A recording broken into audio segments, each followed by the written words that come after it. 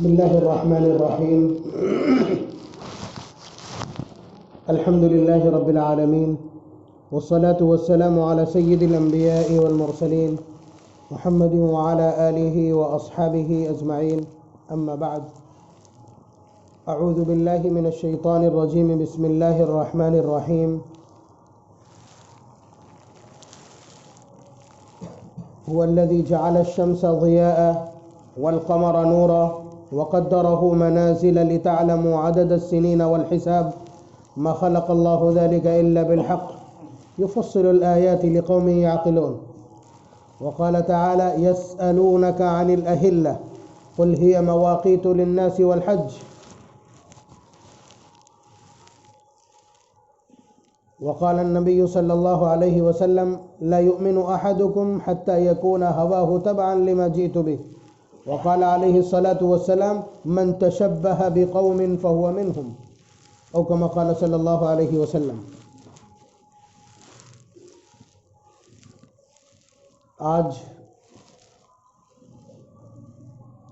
ایک نئے سال کا آغاز. دو طرح کے سال ہم لوگوں کے زیادہ تر علم میں ہیں، حالانکہ اس کے علاوہ بھی بکرمی سال ہیں اور چائنا والے الگ سال کا اعتبار کرتے ہیں. سب کے اپنے اپنے واقعات سے جڑے ہوئے سال ہیں.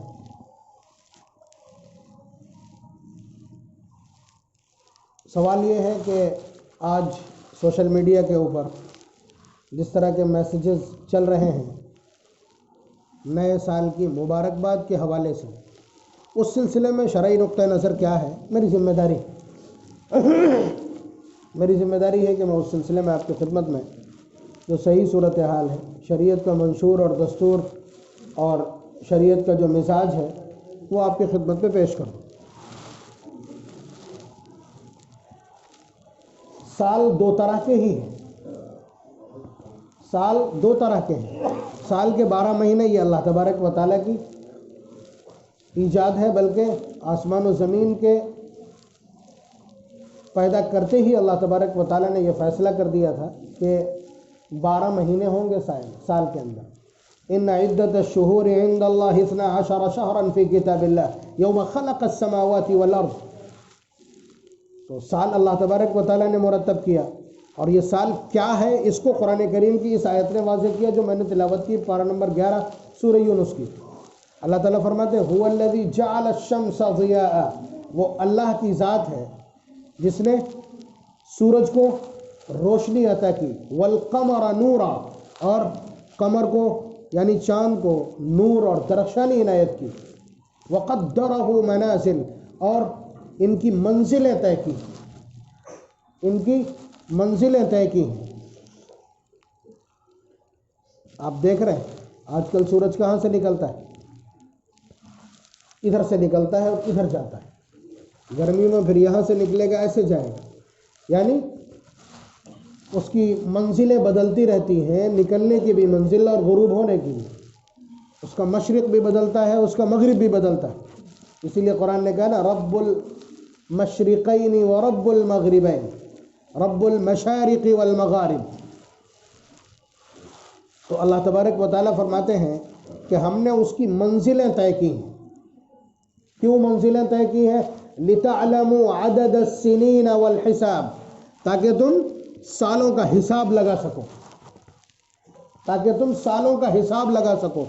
سال کب پورا ہو رہا ہے، سال کب پورا ہوتا ہے، کیلنڈر کیا ہے، جنتری کیا ہے، یہ سب کچھ آپ کیسے تیار کرتے ہیں؟ اللہ تبارک و تعالیٰ کا یہ نظام ہے. اور سورج بھی اللہ نے پیدا کیا، چاند بھی اللہ نے پیدا کیا. تو یہ سال جو آج شروع ہوا ہے، یہ سال کون سا کہلاتا ہے؟ شمسی. قدرت کے اعتبار سے، علم الافلاک کے اعتبار سے یہ شمسی سال ہے، یعنی سورج کی چال سے اس کی تاریخیں طے ہوتی ہیں اور یہ مکمل اور شروع ہوتا ہے. اور ایک سال ہے جو چاند کے اعتبار سے، جس کے مہینوں کا نام محرم، صفر، ربیع الاول، ربیع الثانی، جمادی الاول، جمادی الثانی، رجب، شعبان، رمضان، شوال، ذیقعدہ، ذوالحجہ. یہ چاند کے اعتبار سے دونوں اللہ تبارک و تعالیٰ نے پیدا کیے ہیں سیارے، چاند اور سورج، اور ان کی چال سے وابستہ ہے یہ سال، اور دونوں سالوں میں فرق یہ ہے کہ ایک سال کے دن 365 ہوتے ہیں اور ایک سال کے دن 354 ہوتے ہیں۔ بات آپ سمجھ رہے ہیں؟ دونوں اللہ تبارک و تعالیٰ نے پیدا کیے ہیں، لیکن ان میں سے ایک کو ہم سے جوڑ دیا ہے۔ اب آپ کا سوال اگر آتا ہے کہ ہم اس میں سے کس کا اعتبار کریں، تو آپ کے لیے آپ کے پروردگار نے اور آپ کے نبی نے چاند کا سال متعین کر دیا ہے، جس سے آپ کو نفرت ہے۔ جس سے آپ کو نفرت ہے، میں اس لیے کہہ رہا ہوں کہ جس سے محبت ہوتی ہے وہ یادداشت میں بس جاتا ہے، لیکن اس پورے مجمع میں سے کون ہے جو آج بتلا دے چاند کی تاریخ کتنی؟ وہ تو بھلا کہیے، دعا دیجئے مؤذن صاحب کو کہ کم از کم چاند کی تاریخ یہاں لگا دیتے ہیں، آپ دیکھ کے بھی بتا دیں گے، ورنہ یہ بتا دیں گے تو ابھی مہینہ بھول جائیں گے آپ، مہینہ ہم پوچھ لیں گے تو مشکل پیش آ جائے گی۔ جبکہ یہ کام فرض علی الکفایہ ہے، یعنی جس طرح جنازہ ہے اسی طرح سے چاند کی تاریخ کا کچھ لوگوں کو معلوم ہونا ضروری ہے۔ یہ چاند کے دیکھنے کا کچھ لوگوں کے لیے اہتمام کرنا لازم ہے، ورنہ پوری امت گنہگار ہوگی، پورا علاقہ گنہگار ہوگا۔ یہ کنڈیشن ہے۔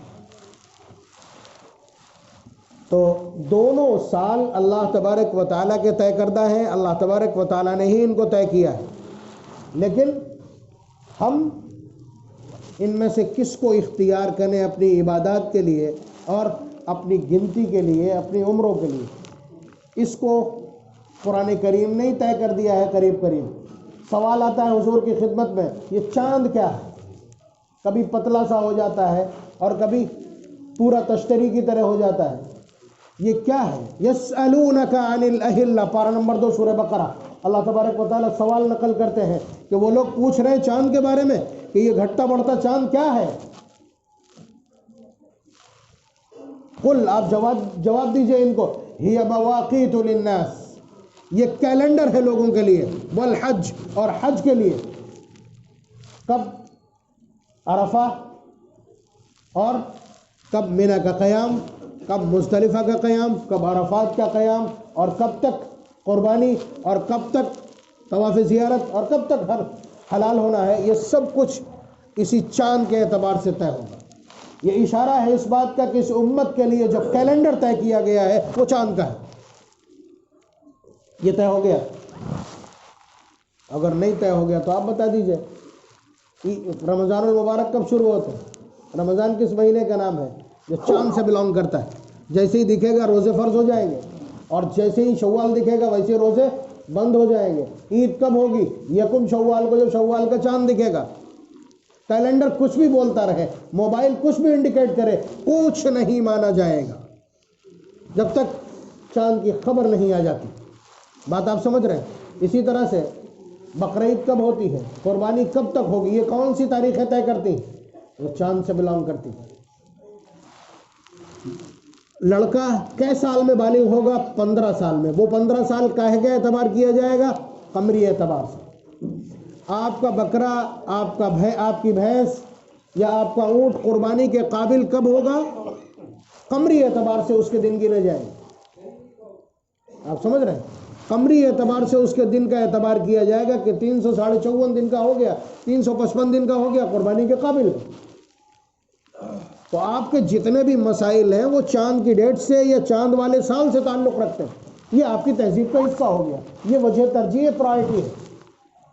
اس کے استعمال سے منع نہیں کیا گیا کہ آپ آج یکم جنوری نہ لکھیں، لیکن یکم جنوری اگر لکھتے ہیں آپ تو آپ کو ساتھ میں معلوم ہونا چاہیے کہ قمری تاریخ کتنی، آپ کی تہذیب ہے وہ۔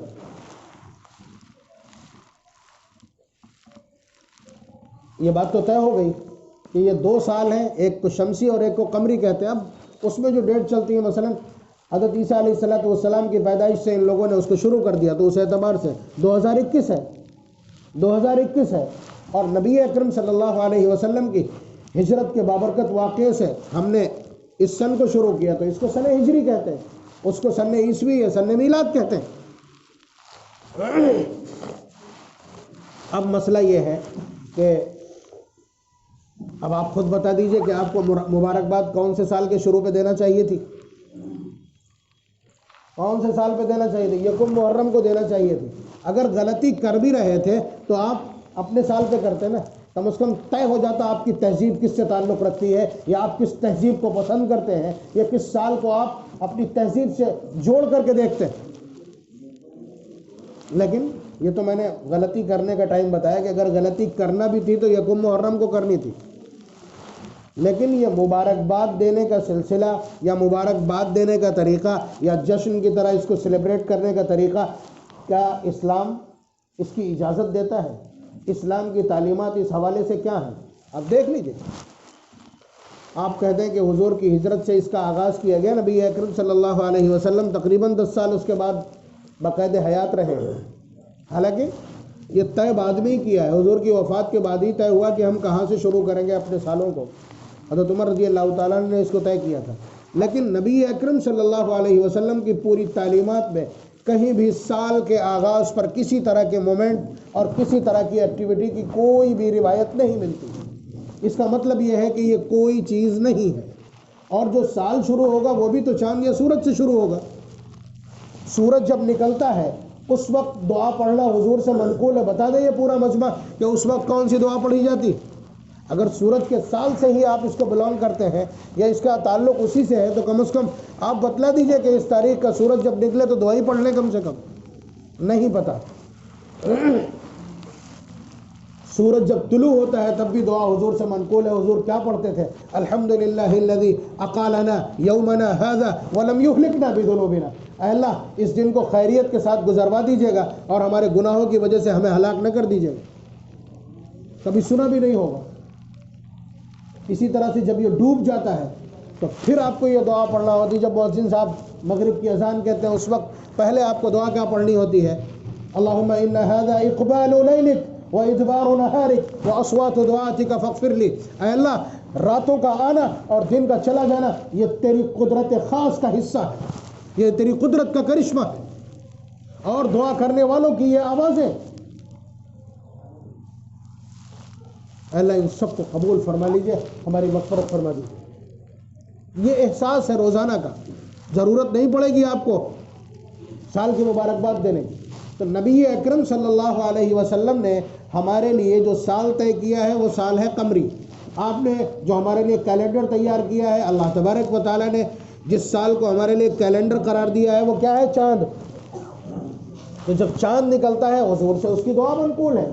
تو جب چاند دیکھیں آپ تو کیا پڑھنا ہے آپ کو؟ اللہم احلہ علینا بالیمن والایمان۔ اے اللہ اس چاند کو ہمارے اوپر برکت کے ساتھ اور ایمان کے ساتھ طلوع فرمائیے، والسلامتی والاسلام، اور سلامتی کے ساتھ اور اسلام کی بقا کے ساتھ اس کو ہمارے اوپر طلوع فرمائیے، والتوفیق لما تحب وترضى ربی وربک اللہ، اور یہ پورا وقت ہمارا ایسے اعمال میں گزروا دیجئے جو اعمال آپ کو پسند ہیں، اور اچھے اعمال کی ہمیں توفیق عنایت کر دیجئے۔ یہ احساس ہے، یہ احساس ہے، اور سیلیبریشن صرف اتنا ہی ہے۔ مبارکباد آپ دے رہے ہیں کہ آپ کی زندگی کے کیلنڈر سے 1 سال مائنس ہو گیا، اس پر ماتم ہونا چاہیے تھا اگر عقل لگائی تھی تو کہنے کا حاصل یہ ہے کہ سال 2 طرح کا، ایک چاند سے متعلق، ایک سورج سے متعلق، اور ہماری تہذیب میں، ہماری شریعت میں، ہمارے دین میں جس سال کو ترجیح دی گئی، جو ہمارے لیے طے کیا گیا، وہ چاند کا سال ہے۔ سورج کے سال کو یا ان تاریخوں کو استعمال کرنا ممنوع نہیں ہے، لیکن اس کے آغاز پر آپ جس طرح اس کو سیلیبریٹ کر رہے ہیں اس کی وجہ سے آپ پر ٹھپا دوسرا لگ جائے گا اور وہ آپ کو گناہ میں شامل کر دے گا۔ یعنی اس سوال کے جواب کی میں کوشش کر رہا ہوں کہ آپ یہ پوچھیں کہ اس کو سیلیبریٹ کرنا چاہیے یا اس کی مبارکباد دینا چاہیے، تو اس سلسلے میں آپ یہ سمجھ لیجئے چند باتیں جو اس سے پہلے بھی میں بارہا عرض کرتا رہا ہوں۔ اس کے لیے پہلے تو ایک مثال سمجھیں۔ آپ نے اپنی بیوی کے سامنے چند سوٹ رکھ دیے مثال کے طور پر کہ فلاں جگہ فنکشن ہے اور تم کو اس میں سے سوٹ سلیکٹ کرنا، ٹھیک؟ اس نے کہا آپ ہی پسند کر دیجئے۔ آپ نے ایک پسند کر دیا مثال کے طور پر کہ یہ سوٹ تمہارے اوپر جچے گا اور اس کو پہنو۔ ایک غیر مرد اتفاق سے دکان میں موجود تھا، اس نے کہہ دیا کہ نہیں یہ والا زیادہ اچھا لگے گا۔ آپ نے کہا نہیں یہ اچھا لگے گا، اور عورت نے وہ والا پسند کر لیا جو اس مرد نے کہا تھا۔ اب بتائیے آپ کے احساسات کیا ہوں گے؟ آپ کی غیرت کو ٹھیس لگے گی، آپ کی غیرت کو ٹھیس لگے گی کہ میں نے جس چیز کو اچھا کہا ہے اس کو اس نے کیوں نہیں اپنایا، اور غیر کے انتخاب کو اس نے کیوں پسند کر لیا، جبکہ آپ کچھ نہیں ہیں اور نہ وہ کچھ ہے اور نہ اس سے کوئی رشتہ ثابت ہو جائے گا۔ تو آپ یہ بتلائیے کہ ایک چیز اللہ اور اس کے رسول نے پسند کر لی اور بتلا دیا کہ یہ سب سے اچھی ہے، اس کے بعد پھر آپ کسی غیر کی پسند کی ہوئی چیز کو اپنا لیتے ہیں، کیا اللہ اور اس کے رسول کی غیرت کو ٹھیس نہیں پہنچے گی؟ اسی لیے حضور کے الفاظ دیکھیے، حضور نے فرمایا من تشبہ بقوم فہو منہم، جو شخص جس قوم کی مشابہت اختیار کرے گا وہ انہی میں سے شمار کیا جائے گا، انہی کے ساتھ قیامت میں رکھا جائے گا۔ یہ اسی لیے ہے کہ مسئلہ غیرت کا ہے، مسئلہ غیرت کا ہے۔ غیرت کیا ہے؟ غیرت یہ ہے کہ اللہ تبارک و تعالیٰ نے قرآن کریم ہم کو as a constitution, as a samvidhan, as a code of conductor, دستور اور آئین کی طرح ہم کو عنایت کیا، اور اس پر یہ مہر لگا دی کہ الیوم اکملت لکم دینکم واتممت علیکم نعمتی، کہ یہ کمپلیٹ ہے، یہ کانسٹیٹیوشن کمپلیٹ ہے، قیامت تک اب اس میں کوئی تبدیلی نہیں ہونا۔ اور اس کے ساتھ ساتھ یہ بتلا دیا ان ھذا القرآن یہدی للتی ہی اقوم، کہ یہ وہ قرآن ہے کہ جو سب سے سیدھے راستے کی گائیڈ کرتا ہے، اس کا گائیڈنس سب سے سیدھا، سب سے درست، یہ بھی بتلا دیا۔ اور اس کے ساتھ ساتھ نبی اکرم صلی اللہ علیہ وسلم کے سلسلے میں بتلا دیا کہ یہ رسول ہم نے جو تمہیں دیا ہے یہ پرفیکٹ آئیڈیالوجی، لقد کان لکم فی رسول اللہ اسوۃ حسنہ، یہ اسوہ کامل ہے تمہارے لیے، پرفیکٹ کمپلیٹ آئیڈیالوجی۔ اور آگے فرمایا ما آتاکم الرسول فخذوہ وما نہاکم عنہ فانتہوا، عقل چلانے کی ضرورت نہیں ہے، جو کچھ رسول دے دے اسے لے لو، اور جس چیز سے روک دے باز آ جا۔ اور اس کے ساتھ ساتھ فرمایا وَمَن يُشَاقِقِ الرَّسُولَ مِن بَعْدِ مَا تَبَيَّنَ لَهُ الْهُدَى، کہ جب معلوم ہو گیا کہ رسول ہدایت لے کے آیا ہے اور اس کے باوجود کوئی ہمارے رسول کی مخالفت کرتا ہے، وَيَتَّبِعْ غَيْرَ سَبِيلِ الْمُؤْمِنِينَ، اور ایمان والوں کو چھوڑ کر کے کسی دوسرے کا طریقہ اپناتا ہے، الفاظ دیکھ لیجئے گا، ایمان والوں کو لیے جو طریقہ متعین کیا گیا، جو ڈائریکشن طے کیا گیا، اس کے علاوہ دوسروں کا طریقہ اپناتا ہے، نُوَلِّهِ مَا تَوَلَّى، جدھر بھاگنا چاہتا ہے ہم بھاگنے دیں گے، وَنُصْلِهِ جَهَنَّمَ، اور جہنم میں پہنچا کے رہیں گے، وَسَاءَتْ مَصِيرًا، اور یاد رکھنا وہ بدترین ٹھکانہ۔ یہ اللہ تبارک و تعالیٰ کے الفاظ ہیں پارہ نمبر 5 سورہ نساء کے، یہ کوشن ہے، چیتاونی ہے، تنبیہ ہے۔ یہ اس لیے کہ آپ دوسروں کا طریقہ اپناتے ہیں۔ میں نے بتلا دیا کہ نبی کا یا نبی کی سیرت کا یا صحابہ کی سیرت کا یا ان کی تعلیمات اور سیرت اور اسوے میں کہیں بھی سال کے سیلیبریشن کا کوئی معاملہ موجود نہیں ہے، اس لیے اب یہ نو ایجاد ہے۔ آپ کہیں چھوٹا ہی سا معاملہ ہے، لیکن مسئلہ یہ ہو جائے گا نا کہ جو لوگ اس کو نیا سال مانتے ہیں اور اس کو سیلیبریٹ کرتے ہیں، ان کا طریقہ اور ایٹیٹیوڈ کیا ہے، کہ نائٹ کلبس میں بھیڑ ہے، شراب کی بوتلیں سامنے سجی، کباب تیار، یعنی زنا کے لیے دوشیزائیں تیار، اور انتظار ہے کہ کب 12 بجے، اور اس کے بعد شراب کے جل ترنگ چاروں طرف بج اٹھیں۔ کیا یہ آپ کو معلوم نہیں؟ کیا یہ آپ کو معلوم نہیں ہے یا یہ ہوتا نہیں ہے؟ مجھے بتلا دیجئے۔ اس سال کو نیا سال کہنے والے اور اس سال کو نئے سال کے طریقے پر سیلیبریٹ کرنے والے، ان کا طریقہ کیا ہے، ان کا دستور کیا ہے اور ان کا طرز کیا ہے؟ یہ طرز ہے ان کا 25 دسمبر سے جو جشن شروع ہوا تھا شراب و کباب کا، حضرت عیسیٰ علیہ السلام کی پیدائش کے نام پر، وہ یہاں آ کر کے ختم ہوتا ہے۔ کیا ان کے ساتھ کھڑے ہونا پسند کریں گے؟ ان کے ساتھ اپنا حشر پسند کریں گے؟ کیا ان جیسے ہو جانا پسند کریں گے؟ نبی کان پکڑ کر کے ان کے ساتھ کھڑا کر دے اور اپنی صف سے نکال دے، کیا اس کو پسند کریں گے؟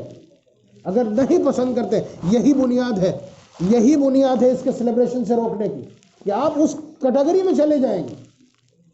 اور یہ نبی کی غیرت کا سوال ہے کہ اس نے تمہیں قرآن جیسا سنویدھان لا کر کے دیا ہے، اور اس نے اپنی طاقتور آئیڈیالوجی اور اپنی لیڈرشپ تمہیں عنایت کی ہے، وہ قائد ہست و بود ہے۔